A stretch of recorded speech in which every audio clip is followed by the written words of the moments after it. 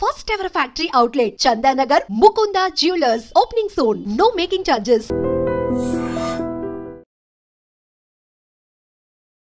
Hi hello namaste welcome back to iDream Media. ఈరోజు మనతో ఉన్నారు సర్టిఫైడ్ ఫైనాన్షియల్ ప్లానర్ అయిన మాధవిరెడ్డి గారు. మార్కెట్స్ యొక్క అప్డేట్ ఏంటో తెలుసుకుందాం ఒకసారి. Hi ma'am. హలో మేము మార్కెట్స్ ఒకసారి చూసుకున్నట్లయితే నిఫ్టీ 50 వచ్చేసి 22,828 దగ్గర ఉంది. Sensex 75,000 change, bank Nifty 51,000, IT Nifty 32,000 change దగ్గర ఉన్నాయి. సో మార్కెట్స్ అయితే గ్రీన్లోనే ఉన్నాయి. సో వీకెండ్ అప్డేట్ ఏ విధంగా ఉండబోతుంది అంటారు? సో మార్కెట్స్ ఈ వీక్ బ్లాక్ మండేతో స్టార్ట్ అయ్యి గుడ్ ఫ్రైడేతో క్లోజ్ అయింది, పాజిటివ్గా క్లోజ్ అయిందని చెప్పొచ్చు. సో 22,000 కూడా బ్రేక్ అయిందండి మండే రోజు. సో ఇంకా 21,000 అది మనకి లోయెస్ట్ పాయింట్ అసలు రీసెంట్లో. సో అది ఇంకా అక్కడి నుంచి రికవరీ అనేది మనకి మళ్ళీ ట్రంప్ ఎప్పుడైతే 90 days పాజ్ ఫర్ మ్యాక్సిమం అన్ని కంట్రీస్కి కూడా 90 days టారిఫ్స్ పాజ్ అనే ఎప్పుడైతే అనౌన్స్మెంట్ వచ్చిందో ఇమీడియట్గా మార్కెట్స్ కొంచెం మళ్ళీ రికవర్ అవ్వడం స్టార్ట్ అయింది. సో ఫైనల్గా ఈరోజు మన మార్కెట్స్ 22,820 అంటే దాదాపుగా 23,000 దగ్గరికి మనకి మార్కెట్స్ వచ్చాయి. బట్ నెక్స్ట్ వీక్ మనం చూసుకున్నట్లయితే ఈ రెండింటి మధ్య ఉంటుందండి. అగైన్ మళ్ళీ న్యూస్ అంతా కూడా ఈ ఫ్లో అవుతుంది. బట్ ఈసారి ఏమవుతుందంటే Monday holiday. So again Friday, Saturday తర్వాత మనకి ఫ్రైడే ఈ రోజుతో క్లోజ్ అయింది.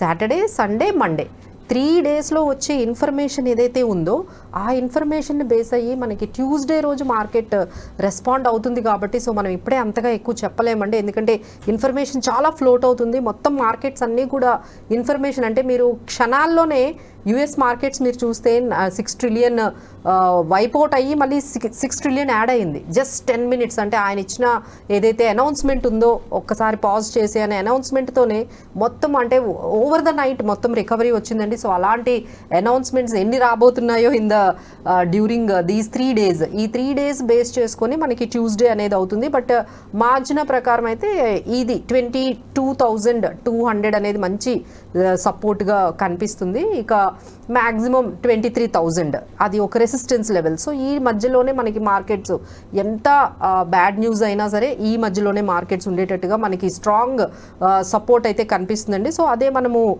చూసుకుంటూ వెళ్ళాలి. ఇక ఆ తర్వాత మనకి ఈ యుఎస్ టారిఫ్స్ ఒకవైపు ఏంటంటే అంతా అంటే అన్ని కంట్రీస్ది ఒకవైపు పెడితే ఈ యుఎస్ చైనా అనే ఆ ట్రేడ్ వార్ అనే ఏదైతే దాని మీద వచ్చే అవుట్కమ్ ఉందో అది అందరి మీద ఇంపాక్ట్ అయ్యేటట్టుగా కనిపిస్తుందండి.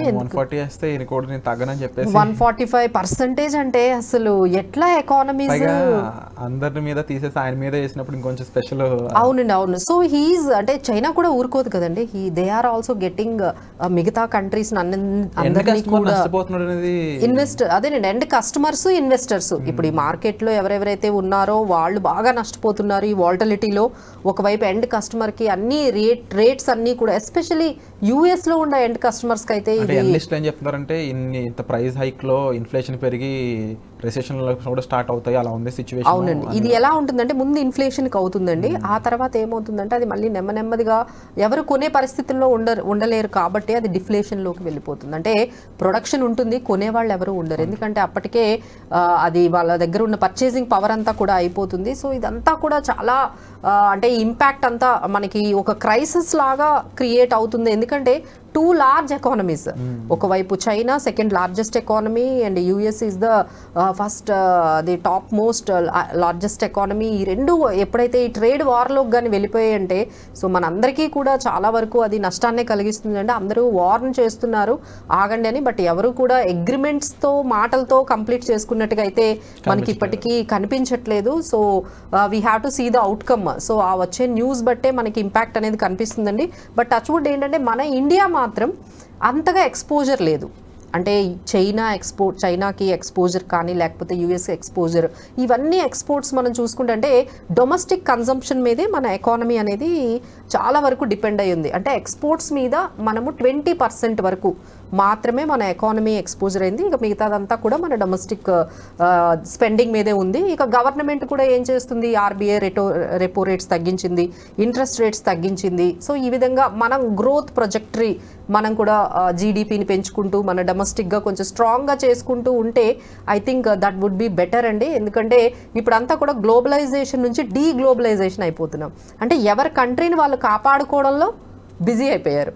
యుఎస్ ఏమో మా కంట్రీ మా ఎకానమీ అంటుంది, చైనా మా ఎకానమీ మా కంట్రీ అంటున్నారు. సో అందరూ కూడా మన ఎకానమీని ఇప్పుడు ఎలా స్టెబిలైజ్ చేసుకోవాలి, ఈ ట్రేడ్ వార్ నుంచి మనం ఎంత తక్కువ ఎఫెక్ట్తో బయటికి రావాలి, మన దగ్గర ఉండే ఆప్షన్స్ ఏంటి, ఎక్స్పోజర్ చేసుకోవడము, ఎక్స్ప్లోర్ చేసుకోవడంలోనే అన్ని కంట్రీస్ కూడా బిజీ అయిపోయండి. సో మన దగ్గర కూడా ట్రేడ్ అగ్రిమెంట్స్ అనేవి ఇప్పుడు బైలాటరల్ అగ్రిమెంట్స్ అనేవి కూడా స్టార్ట్ అవుతున్నాయి. ఇక ఆయనతో అందరూ కూడా చెప్తున్నారు కదా 50 కంట్రీస్ రెడీగా ఉన్నాయి నాతో మాట్లాడడానికి అని. So we have to see how the outcome will come. అంటే ఒక్కొక్క టైంలో వాలటైల్ మార్కెట్స్ వల్ల ఇద్దరు ఇబ్బంది పడుతున్నారు. ఆల్రెడీ ఇన్వెస్ట్ చేసిన వాళ్ళు, ఇన్వెస్ట్ చేయాలనుకుంటున్న వాళ్ళు. సో వీళ్ళిద్దరూ ఏం చేయాలో సర్టిఫైడ్ ఫైనాన్షియల్ ప్లానర్గా వాళ్ళ ఫైనాన్షియల్ ప్లానింగ్ సంబంధించి ఏదైనా టిప్ చెప్తారా? సో కొన్ని ఇప్పుడు మార్కెట్ అంతా కూడా సెక్టార్ స్పెసిఫిక్ అయిపోయిందండి. కొన్ని సెక్టార్స్ బాగా ఇంపాక్ట్ అవుతున్నాయి, ఎస్పెషల్లీ మెటల్ సెక్టార్. ఎందుకంటే చైనా అంతా కూడా ఎక్స్పోర్టర్ ఇంపోర్టర్ మెటల్స్లో. వాళ్ళు ఎప్పుడైతే చైనాలో ఇన్ని ప్రాబ్లమ్స్ ఉన్నాయో, లైక్ 145% వాళ్ళు, వీళ్ళేమో 84% వీళ్ళు ఎకానమీ మీద అంటే యుఎస్ గూడ్స్ మీద వేస్తూ ఉంటే, సో ఆల్ టుగెదర్ మెటల్స్ అయితే మాత్రం కొంచెం దూరంగా ఉండాలండి. సో హిండాల్కో కానీ సేల్ కానీ ఇలాంటి మెటల్ సెక్టార్స్ అయితే కొంచెం బాగా నెగిటివ్గా అయ్యేటట్టుగా కనిపిస్తున్నాయి. ఇంకా మనకి ఐటీ సెక్టార్ కూడా బాగా ఇంపాక్ట్ అయిందండి. ఎందుకంటే US is getting to slow down, they are getting in to like some kind of, అంటే మొత్తం గ్లోబల్ ఎకానమీ స్లో డౌన్ అయినట్టుగా మనకు కనిపిస్తుంది. సో ఆ ఇంపాక్ట్ డైరెక్ట్గా మనకి ఐటీ సర్వీసెస్ మీద మనకి కనిపిస్తుంది. సో ఐటీ కూడా కొంచెం వాలటైల్గా కనిపిస్తుంది. సో సేఫ్ జోన్ మన ఇండియాలో మనం ఏ సెక్టార్స్లో ఉండాలి అంటే, లైక్ మనం ఎఫ్ఎంసీజీ, మన డొమెస్టిక్ కన్జంప్షన్ మీదే బేస్ అయి ఉన్నాం కాబట్టి ఎఫ్ఎంసీజీ మీద వెళ్ళొచ్చు, అలానే డిఫెన్స్ సెక్టార్స్ మీద వెళ్ళొచ్చు. Banking and financial services are doing very well. అంటే బ్యాంకింగ్ అంటే ఇప్పుడు ఆ రెపో రేట్స్ తగ్గించారు కాబట్టి మీరు ఐసిఐసిఐ బ్యాంక్, తర్వాత especially PSU bank, bank of Baroda కానీ, ఎస్బీఐ, కెనరా బ్యాంక్, ఇలాంటి బ్యాంకింగ్ సెక్టార్స్లో మనము ఉండొచ్చు. ఫైనాన్షియల్ సర్వీసెస్ అయిన ఇన్సూరెన్స్ కంపెనీస్, ఇలాంటి వాటి మీద కూడా మనము ఫోకస్ చేసుకోవచ్చండి. సో ఇలా సెక్టార్ స్పెసిఫిక్గా కొన్ని సెక్టార్స్లో మనము వెళ్తే బెటర్గా ఉంటుందండి. And need to be very, అంటే మనము ఆల్రెడీ మీకు ఉన్నాయనుకోండి పోర్ట్ఫోలియో, ఆ పోర్ట్ఫోలియోలో కొంచెం వాల్యూ బేస్డ్ కంపెనీస్లో మనం కొంచెం స్టే చేస్తూ, ఏవైతే మనం హైలో కొన్నామో అంటే ఆల్మోస్ట్ పిఈ రేషియో చూసుకుంటూ హైలో ఏవైతే ఉన్నాయో వాటి నుంచి మనము ప్రాఫిట్లో ఉంటే కొంచెం ప్రాఫిట్ బుక్ చేసుకొని ఎగ్జిట్ అవ్వడము.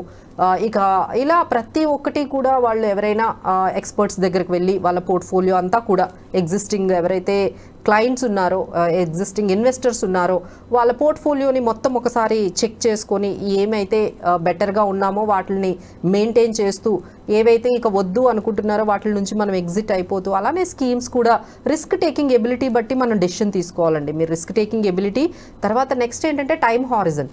మీరు ఒక 5 years వెయిట్ చేయగలుగుతారా? Yes, you can continue. But లేదు మేడం నేను ఒక 1 year ఉంటానని చాలామంది లాస్ట్ 2 yearsలో 1 year కూడా స్టాక్ మార్కెట్లోకి వచ్చేసారు. అంటే ఒక పక్కన ఇన్వెస్ట్మెంట్స్ గురించి మీరు చెప్తున్నారు, అండ్ ఇది ఒక క్రూషియల్ టైం ఫైనాన్షియల్ ప్లానింగ్ కూడా. అవును, చాలా క్లియర్గా బడ్జెటింగ్ చేసుకోవాలి, జాగ్రత్తగా ఎమర్జెన్సీ ఫండ్ పెట్టుకోవాలి.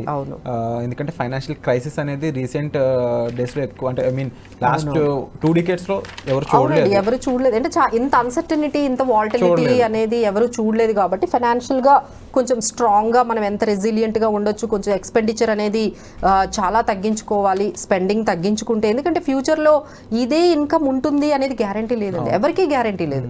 ఇదే ఇన్కమ్ మనకి ఫ్లోట్ అవుతుంది అనేది గ్యారంటీ లేదు. కాబట్టి ఉన్న ఇన్కమ్ ఉన్నప్పుడే మనం కొంచెం ఎక్స్పెండిచర్ ఏదైతే అవసరమో అంతవరకే ఖర్చు పెట్టుకొని మిగతాది మనకి ఇన్వెస్ట్మెంట్స్ సేవింగ్స్ చేసుకుంటే ఎలాంటి షాక్స్ వచ్చినా, ఇంక ఈ షాక్స్ అన్నీ కూడా సో కామన్ అయిపోతున్నాయండి. ఎవ్రీ టైం ఏదో ఒకటి మనకి అది రష్యా వార్ స్టార్ట్ అయింది, అక్కడ నుంచి యుక్రెయిన్ రష్యా వార్, తర్వాత అక్కడ నుంచి ఎలక్షన్స్ అన్నారు, యుఎస్ లో ఎలక్షన్స్, ఇండియాలో జనరల్ ఎలక్షన్స్, రెగ్యులర్ గా ఇక బడ్జెట్ అన్నారు, తర్వాత గ్లోబల్ హెవీ ఈవెంట్స్ వస్తూ ఉన్నాయి. కాబట్టి so it's very common, everyone has to be ready. మీ వరకు ఎంతవరకు ఇంపాక్ట్ అవుతుంది అనేది మనము గమనించుకుంటూ డెసిషన్స్ తీసుకోవాలండి. అలానే మనకి ఈ టీసీఎస్ రిజల్ట్స్ కూడా వచ్చాయండి. టీసీఎస్ రిజల్ట్స్ కూడా మార్కెట్ ఎక్స్పెక్టేషన్స్ కి రాలేదు.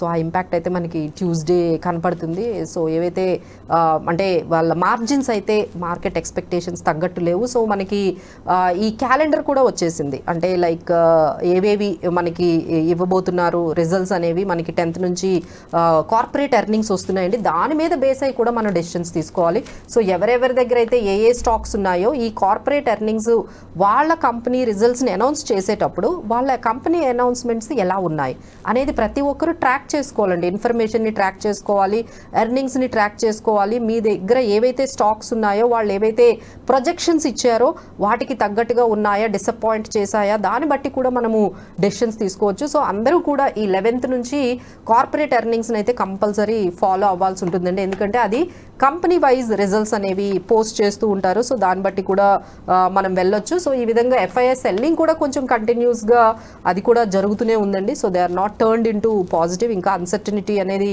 కనిపిస్తుంది, అది మన గోల్డ్లో కనిపిస్తుంది. ఎస్పెషల్లీ ఇంత గోల్డ్ షైన్ అవుతుందంటేనే మనం అర్థం చేసుకోవాలి రిస్క్ అనేది మార్కెట్లో.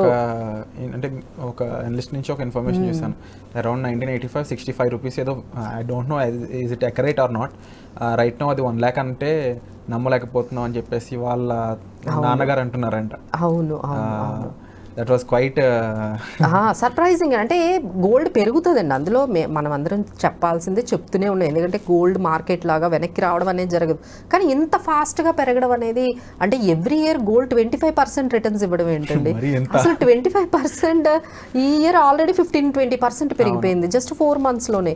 సో ఇది వెరీ అన్ఎక్స్పెక్టెడ్, ఒక్కసారిగా రిటర్న్స్ అనేవి అనేవి తీసుకునే టైం ఇది. ఫైనాన్షియల్గా ఒక ప్రొఫెషనల్ హెల్ప్ తీసుకోకుండా ఓన్ డెసిషన్ తీసుకుని ఇబ్బంది పడొద్దండి. చాలా మంది ఇబ్బంది పడుతున్నారు, మాకు కామెంట్ సెక్షన్లో కానీ పర్సనల్గా కాల్స్ చేసి చెప్తా ఉన్నారు. సో ఏదైనా ఫైనాన్షియల్ డెసిషన్ తీసుకోవాలనుకున్నప్పుడు, ఫైనాన్షియల్ ప్లానింగ్ చేసుకోవాలనుకున్నప్పుడు, ఇన్వెస్టింగ్ చేసేటప్పుడు కూడా ఒక ప్రొఫెషనల్ హెల్ప్ అనేది compulsory. That's why we're doing such interviews with professionals. మనం చేసే ఇంటర్వ్యూస్ అన్ని కూడా ప్రొఫెషనల్ చేయడానికి గల కారణం అదేనండి. సో ఒక ప్రొఫెషనల్ అయిన ఒక సర్టిఫైడ్ ఫైనాన్షియల్ ప్లానర్ని మీరు మీట్ అయినట్లయితే ఒక రైట్ వేలో మీకు గైడెన్స్ దొరుకుతుంది. మార్కెట్లో లాభాలు సంపాదించకపోయినా పర్లేదు, కానీ నష్టపోకుండా ఉండడం చాలా ఇంపార్టెంట్. ఈ టైంలో ఏంటంటే ప్రొటెక్షన్ మీద మనము, అంటే ఈ 1 year కొంచెం ఛాలెంజింగేనండి. ఈ 1 year కూడా ఎవరు కూడా ఎక్కువ రిటర్న్స్ వస్తాయని ఎక్స్పెక్ట్ చేయకండి. ఈ 1 year కూడా ఛాలెంజింగ్గా ఉంటుంది, ఇంపాక్ట్ అంతా కూడా 1 year వరకు ఉంటుంది అంటున్నారు. సో ఈ 1 year ఎక్స్పెక్టేషన్స్ తగ్గించుకొని మన సేఫ్ గార్డ్గా మనం ఎంతవరకు పెట్టుకోవాలి మన పోర్ట్ఫోలియోస్ని, దాని మీద ఎక్కువగా కాన్సన్ట్రేట్ చేస్తే then after 3 years you can see the wealth creation అనేది కొంచెం ఫాస్ట్ అవుతుంది. True ma'am, thank you so much for the analysis.